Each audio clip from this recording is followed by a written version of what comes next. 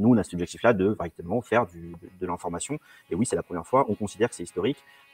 Et en plus, je veux dire, le fait qu'on soit une coopérative, pas une entreprise qui est là pour générer des revenus via la publicité. Déjà, je veux dire, en répondant quand même à votre question, à partir du moment où on y arrive, on révolutionne déjà un peu le truc. Mais en fait, chaque élément qu'on va avoir, chaque brique du palier est un pavé de plus sur la barricade, quoi. Donc, on espère évidemment le maximum. À partir du moment où on est arrivé sur les 400 000 €, on est déjà sur quelque chose qui va avoir un impact. On vous demande juste d'essayer en fait. On est accessible pour l'instant sur YouTube. On arrive le 20 octobre. Ce sera une soirée de lancement, mais pas que. Il y aura des programmes, il y aura des propositions éditoriales aussi. Donc, suivez-nous.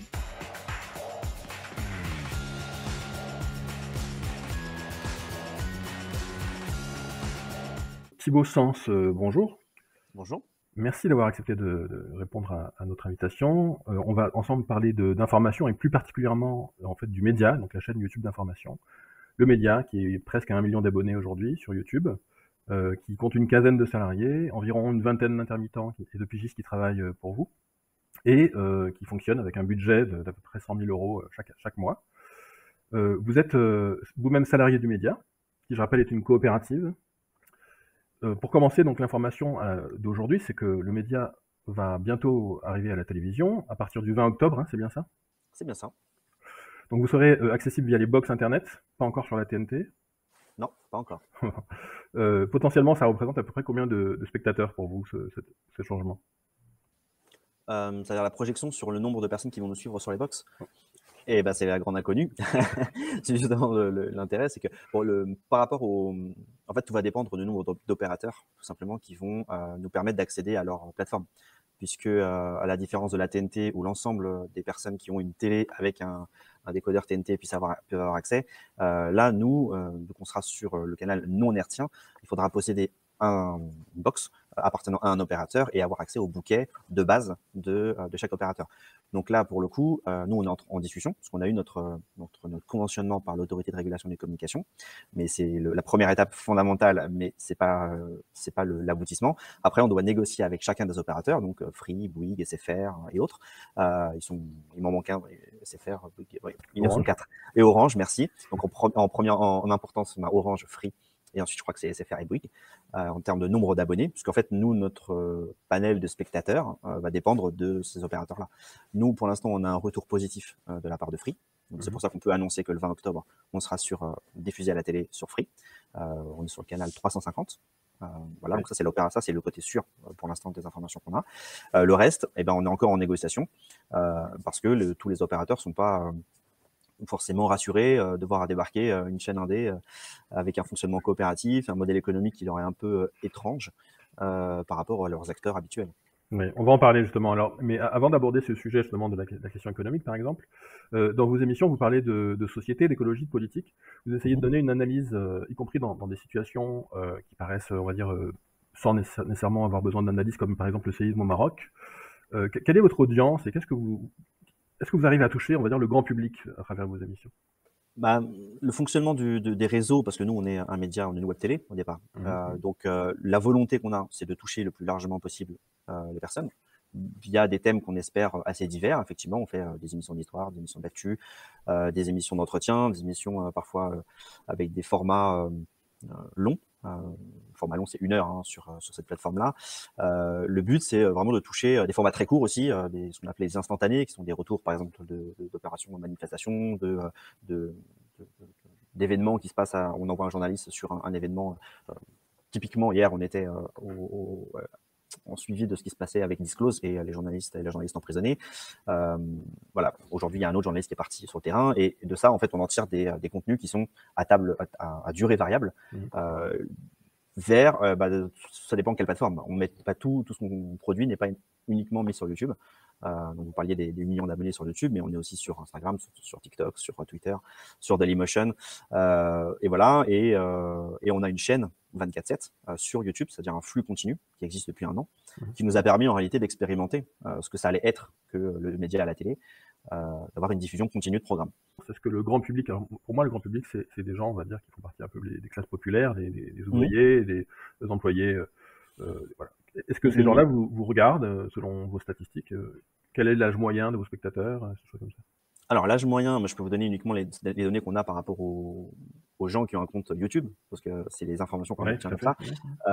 L'âge moyen, on est aux alentours des quadras. Hein, D'accord. on est entre 40 et 50 ans. Mais YouTube est une plateforme, on va dire, qui se situe entre deux eaux. En termes de moyenne d'âge, même de spectateurs. Facebook est une âge plus élevée, Instagram beaucoup plus jeune.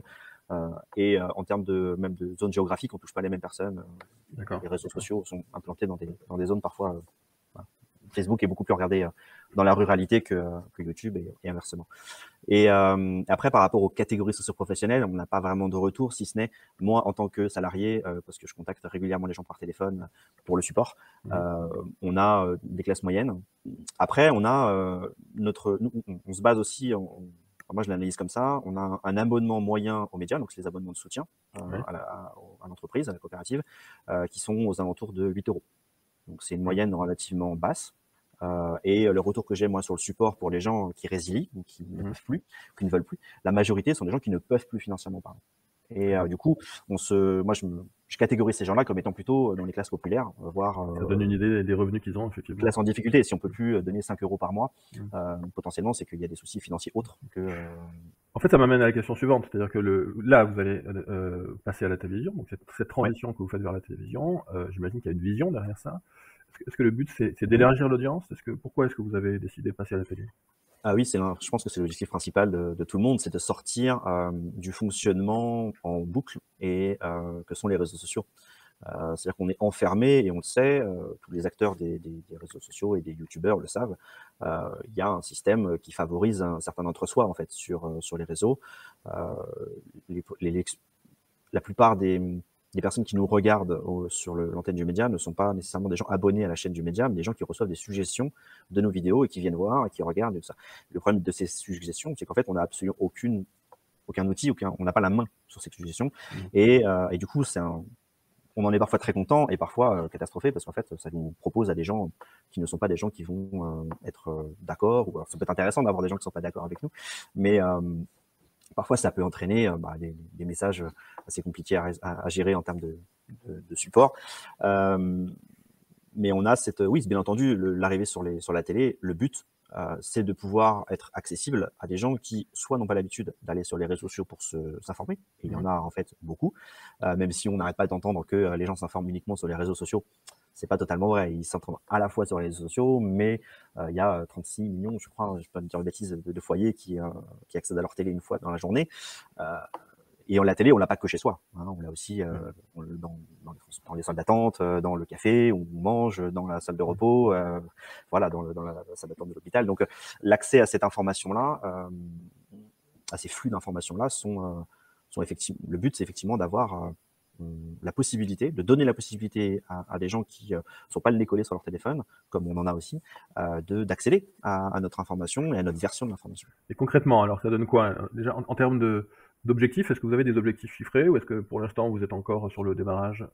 Non, on est sur le démarrage. On va en apprendre en réalité, puisque on n'a pas vraiment de visibilité de prospective sur combien de personnes pourraient passer déjà. Il y a aussi ça, c'est qu'on a des gens qui vont continuer à nous suivre sur YouTube, d'autres qui vont passer du YouTube à la télé, certainement faire l'un et l'autre aussi. Donc, avoir une prospective sur l'audience qu'on va pouvoir générer sur notre chaîne, pour l'instant, on n'a pas de. D'accord. Et comment vous allez faire pour concurrencer? Je ne vais pas dire remplacer, parce que j'allais prendre l'image du kebab, peut-être remplacer la télé qui tourne en boucle au kebab avec CNews. Comment vous allez faire pour remplacer ces chaînes, ces mastodontes-là, du privé, et souvent tenues par des milliardaires? Par la nouveauté, c'est-à-dire que les gens nous, on fait ce pari-là. Le fait d'avoir depuis une quinzaine d'années maintenant, un même ronron médiatique sur les chaînes d'infos en continu, avec des fois des différences effectivement sur les lignes éditoriales des différentes chaînes, mais on veut très clairement apporter quelque chose qui dérange, enfin qui dérange, qui apporte un souffle, quelque chose de nouveau, une version de l'information dans sa construction, dans sa présentation et dans les acteurs qui y apparaissent, qui soient contre-courant, mais c'est même plus que ça, c'est soit en décalage avec ça. Donc, les gens qui en ont effectivement assez de regarder tout le temps le même type de programme avec tout le temps les mêmes personnes, les mêmes chroniqueurs, les mêmes éditorialistes qui racontent en réalité la même chose en passant d'une chaîne à l'autre, ce sont des gens qui, on l'espère, vont avoir ce réflexe. Et effectivement, le remplacement, on en rigolait l'autre jour, mais on veut grand remplacer ces news. Et on se dit, mais comment faire effectivement? Et en fait, en donnant une alternative. S'il n'y a pas d'alternative, les gens ne le font pas. Donc, la possibilité de ça, c'est tout simplement de se faire connaître. Parce qu'en réalité, il y a une majorité des gens qui ne connaissent pas. On en est bien conscient, je veux dire. Est-ce que vous pouvez nous donner un aperçu justement du programme, de la programmation que vous prévoyez pour la télévision? Alors pour celles qui connaissent le média, il y aura déjà sur toutes les émissions thématiques qui existent, c'est-à-dire l'Instant Porcher, donc une émission de décryptage économique, le Stagiairite, qui est une émission de décryptage plutôt sur le langage et les mots utilisés et parfois en décryptage de l'actualité politique et médiatique. On a donc les flashs qui vont être, on a 90 000 euros là, de levée aujourd'hui, donc il y aura les 100 000 euros, on espère, assez rapidement. Donc il y aura les flash infos qui seront donc normalement diffusés 3 fois par jour. Donc on est 13h, 15h, 17h. Puis le soir, et là on a une émission qui est une émission qu'on a développée cette année, qui est le Toujours debout. Alors, on va voir si on reste sur ce nom, mais c'est une émission d'une heure, un peu plus d'une heure, avec des invités sur l'actualité, des éditorialistes, des chroniqueurs qu'on peut inviter pour faire un décryptage en fait de l'actualité, tout simplement en se donnant un peu plus le temps que simplement dans des flashs. Le support principal, ça va rester YouTube? Nous, on a construit toute cette année notre YouTube en prévision de ce que va être, de ce qu'on voulait faire du média, parce qu'on n'a pas décidé de faire du média, de chaîne télé il y a 6 mois. Donc, on est un peu plus long sur le long terme que ça. Donc, notre support pour celles et ceux qui n'ont pas leur télé ou qui n'ont pas accès aux box, bien entendu, ça restera YouTube. Mais les diffusions qui auront lieu sur la télé ne seront pas différentes de celles qu'on aura sur le 24/7 de YouTube. Le flux sera le même. Le média ne diffuse pas de publicité, son information est totalement gratuite, donc accessible sur YouTube, comme on disait. Comment comptez-vous maintenir votre indépendance financière et éditoriale tout en étant sur une plateforme qui, en général, comme la télévision, nécessite beaucoup d'investissements? En réalité, les investissements, comme je disais, en termes techniques, on va effectivement modifier le plateau. Enfin, on a la base, c'est-à-dire on a ce qu'il faut actuellement pour le faire. C'est pour ça qu'on dit que le 20 octobre est la soirée de lancement du média, saison 7, et il y aura déjà des programmes, il y aura déjà des choses de diffusables, parce qu'en fait, on le fait quotidiennement. Donc effectivement, on est sur une optique, nous, de ne pas avoir de publicité sur la télé, parce que c'est un modèle économique qu'on a depuis le départ aux médias, de ne pas intégrer ça, parce que c'est, en termes d'indépendance éditoriale et même de survie, quelque chose qui nous tient à cœur, de ne pas se lier à des gens qui, du jour au lendemain, peuvent tout simplement faire couler le modèle économique. Si on a une régie pub qui se retire ou des annonceurs qui décident de nous supprimer, en fait, ça mettrait en péril dans les jours qui suivent le fonctionnement même du média. Donc, nous, on a un fonctionnement basé sur, et l'ADN du média, c'est celui-là, c'est le soutien, je vais pas dire désintéressé, parce que les gens soutiennent un média pour y avoir accès, mais non financiarisé, c'est que les gens donnent 5, 8, 12 euros par mois pour soutenir l'existence même d'un média de ce type-là. Donc, l'objectif qu'on a, comment on fait pour s'en sortir? La question était celle-ci. Comment on fait pour s'en sortir? En augmentant cette base de personnes qui comprennent qu'en réalité, il ne suffit plus de se reposer sur les médias qu'ils payent en réalité quand même, parce que quand ils regardent CNews ou quand ils regardent BFM, ils payent quelque chose, ils payent la pub. Leur regard génère de l'argent en réalité. Donc là, nous, on fait pas de pub, et bien entendu, on vit pas d'amour et d'eau fraîche, et bien entendu qu'on espère augmenter notre base de personnes qui soutiennent cette existence. Et plus ils seront nombreux, et moins le coût par personne sera important en réalité. Une chaîne d'information indépendante des milliardaires, en libre accès, sans pub, qui est diffusée à la télévision. Est-ce que c'est un moment historique? Une chaîne d'info, oui, c'est la première fois.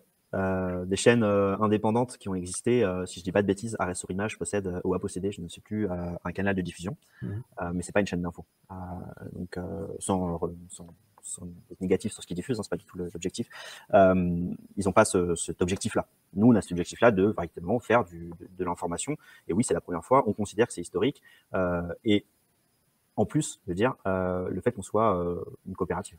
On n'est pas une entreprise qui est là pour générer des revenus via la publicité. Alors justement, petit aparté, mais qui ne concerne pas du coup les médias en général, mais du coup, vous avez un barème de salaire du genre 1,4 ou 1,3 Ah, donc le ratio, oui, par contre ça, on a déterminé ça dans nos statuts, à la création même de la SIC. On a déterminé un ratio, donc du salaire le plus bas au salaire le plus haut, de 1 à 3. Alors, est-ce que vous comptez mobiliser votre audience actuelle, existante, sur la nouvelle plateforme? Il y a cette campagne de financement que vous avez lancée en ce moment. Vous pouvez en dire un peu plus peut-être déjà sur la campagne? Donc la campagne, elle sert, la campagne de financement participatif, donc hébergée par le site KissKissBankBank, donc qui est pour certains assez connu dans ce mode de fonctionnement, qui permet. Vous avez une adresse personnelle pour le média là pour cette campagne? L'adresse c'est on est là. D'accord. C'est onestla.lemediatv.fr. D'accord. Donc onestla.lemediatv.fr. Donc cette adresse là, voilà, elle bascule du coup sur la plateforme KissKiss, qui est donc le financement participatif de la grille de la saison 7. Donc c'est pas un financement à l'existence du média en tant que tel, mais bien comment est-ce qu'on va faire pour véritablement révolutionner ce que c'est que la télé, en fait, comme on la conçoit nous, sur une plateforme nouvelle, qui sont les box. Et alors justement, vous avez donc 100 000 €, c'est le premier palier, vous en parliez tout à l'heure. Ça va jusqu'à 1,5 million, il me semble, avec plusieurs paliers entre-temps. C'est à quel moment qu'on révolutionne la télé, du coup? À quel palier qu'on révolutionne la télé, du coup? Déjà, je veux dire, en répondant quand même à votre question, à partir du moment où on y arrive, on révolutionne déjà un peu le truc. Mais en fait, chaque élément qu'on va avoir, chaque brique du palier est un pavé de plus sur la barricade, quoi. Donc, on espère évidemment le maximum. À partir du moment où on est arrivé sur les 400 000 €, on est déjà sur quelque chose qui va avoir un impact par rapport à ce qu'on souhaite faire. Évidemment, le million, on l'espère, parce que ça sert vraiment avoir tous les moyens en main pour faire ce qu'on avait envie de faire. Si la campagne, avec la tournure actuelle, arrive sur les 400 ou 500 000 €, ce sera déjà quelque chose de sensationnel. De lever en l'espace d'un mois une somme comme ça pour un média indé, ce serait ça aussi historique, hein. On est aujourd'hui donc à 100 000 € en 15 jours, un peu moins de 15 jours. C'est la campagne la plus rapide que le média a fait depuis le début de son histoire, enfin à part celle du lancement, mais de toutes les campagnes qu'on a faites depuis, c'est celle qui bat tous les records, en fait. Vous avez eu des dons importants de personnes particulières? Le plus gros don, je crois, est un don de 2 000 €. D'accord. Mais la moyenne des dons, le panier, enfin la moyenne est à 47 €. Donc ce qui correspond à une moyenne plutôt haute par rapport aux dons qu'on reçoit, on a reçu dans les campagnes précédentes, et qui est un don un tout petit peu inférieur à la moyenne que reçoit la plateforme sur l'ensemble de ses campagnes. D'accord. Et vous n'avez pas été contacté, enfin c'est une question en fait, est-ce que vous avez été contacté par des personnes qui auraient voulu donner beaucoup, on va dire? Dans le cadre, non, des donateurs, non. Non, on n'a pas de, en tout cas pas dans le cadre de cette campagne de financement, on n'a pas de personnes qui souhaitent donner au-delà de 2 000 €. La personne qui a donné 2 000 €, on n'a pas été contacté, elle a juste fait le don sur la plateforme. Bon, est-ce que vous allez continuer à faire interagir, on va dire, YouTube avec la télé aussi? Est-ce qu'il va y avoir une interaction? Est-ce que vos spectateurs de YouTube pourront dire quelque chose sur ce qui se passe à la télé? J'espère qu'ils vont le faire. J'espère qu'ils vont le faire. Après, nous, ça sous-entendrait qu'on ait une veille quasi, enfin en tout cas pendant les émissions comment dire, d'interaction. On est en train de réfléchir à la possibilité sur le plateau, en fait, pour certaines émissions en direct, d'avoir un système qui permettrait d'avoir des interactions en direct, un peu comme ce qui se passe sur Twitch par exemple, où les présentateurs peuvent avoir. Ça, c'est quelque chose qu'on espère mettre en place, mais comme tout, c'est des moyens supplémentaires, c'est du matériel, donc mais on ne s'interdit pas grand-chose en réalité. On a énormément d'idées et c'est des choses qui nous sont venues à l'esprit, bien entendu. Le tout est de monter des émissions et des programmes qui le permettent.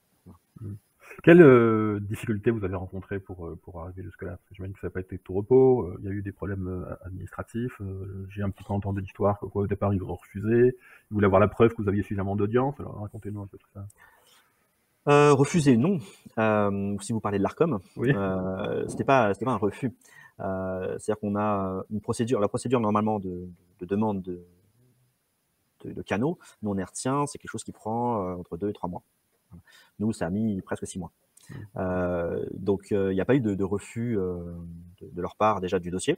Donc, le dossier était instruit, ce qui était déjà en soi intéressant, puisque d'autres avant nous avaient fait ce genre de demande et s'étaient pris un gentil refus de non, ce n'est pas possible. Donc déjà, on rentrait dans le processus, donc on a eu quelqu'un qui était lié avec nous de l'Arcom pour nous aider à construire le dossier, à apporter les éléments, que ce soit administratifs ou effectivement des éléments sur le financement, sur alors il y a eu une campagne de pétition ouais, pour tout que à les fait. gens, s'engagent avec vous et prouvent qu'il y avait suffisamment d'audience pour le média? Ça, c'est vrai. Alors, elle n'était pas dirigée sur l'Arcom, elle a été dirigée pour les opérateurs, D'accord. puisque on avait espoir. On ne voyait pas comment il était possible pour l'Arcom de nous refuser avec les éléments qu'on avait. Et la personne qu'on avait en lien à l'Arcom nous disait qu'il y avait plutôt un attendu positif à notre réponse, même si ça a pris du temps. Alors, la raison, on ne la connaît pas. Il y a eu des reports en fait d'audience et de consultation.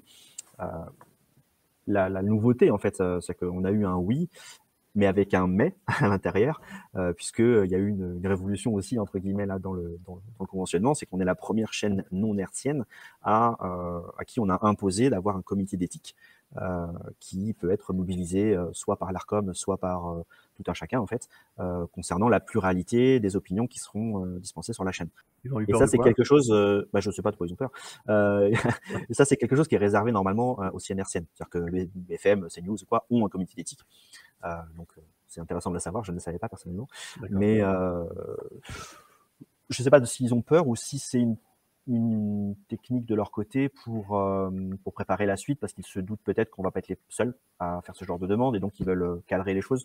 Euh, Peut-être qu'ils veulent nous catégoriser dans les chaînes qui pourraient se revendiquer un jour d'être une chaîne d'opinion, sauf que nous, on ne se cale pas sur ça. En fait, c'est pas notre objectif et c'est pas Mmh. notre modèle, quoi. Depuis l'annonce en fait de la diffusion sur les box, du coup, tous les jeudis à 19h, vous faites une émission en direct pour Oui. présenter le projet. Mhm. Une émission qui est rediffusée donc sur YouTube pour ceux qui veulent Mhm. voir les anciennes éventuellement. Mhm. Vous avez annoncé des partenariats, peut-être du recrutement. Comment est-ce que vous comptez renforcer votre présence à la télévision? Par exemple, j'ai entendu que vous alliez faire un partenariat avec le Canal Réfractaire. Mhm.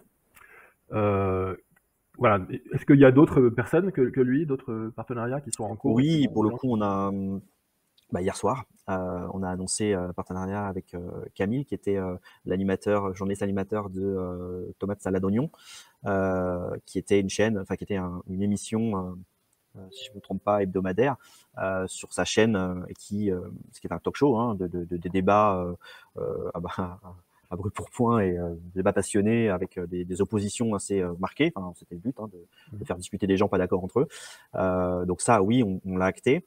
On a également un partenariat avec un YouTuber également qui est Someboy, qui tient une chaîne qui s'appelle Histoire Crépue, qui travaille essentiellement sur donc l'histoire et du colonialisme et du décolonialisme et voilà, il a ce prisme-là de travail. Pareil, il y aura une émission régulière. On a recruté effectivement des personnes qu'on espère un peu qui vont permettre d'ouvrir en fait à notre rédaction à des personnes comme vous disiez tout à l'heure, le public France Inter. On a comment elle s'appelle, Madame Degois, son prénom m'échappe, Françoise Degois, qui va rejoindre pour une chronique politique. On a Monsieur Badi qui va également travailler avec nous. Voilà, l'idée c'est de pouvoir ouvrir aussi le champ de notre travail au quotidien, ne pas se limiter à ce qu'on faisait déjà et de donner un plus grand angle Alors et dans de choses 5-10 ans, liées. le Dans futur, 5-10 pardon. ans. Dans 5-10 ans, le média, ce sera quoi alors, du coup?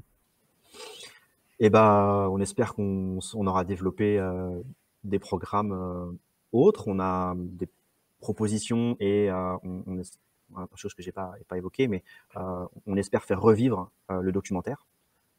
Documentaire qui a malheureusement est en voie de disparition sur certaines antennes. Et donc, on espère travailler avec des réalisateurs et des producteurs de documentaires pour faire renaître ça aussi, pour donner une autre vision de plein de sujets. Le documentaire ou l'enquête, ou les deux? J'allais venir. Et donc les deux, en fait. Bien entendu, on a aussi on a noué depuis quelque temps des partenariats avec des collaborations ciblées sur telle ou telle enquête particulière avec d'autres rédactions indépendantes. On a travaillé, je sais pas, je sais pas revenir un petit peu trop en arrière, mais on a reçu par exemple des journalistes de Off Investigation, on a reçu le collectif Index, on a travaillé à un moment donné avec des journalistes de Splan. Voilà. On a des liens avec le milieu de l'enquête et c'est quelque chose qu'on a souhaité à un moment donné garder aux médias, mener.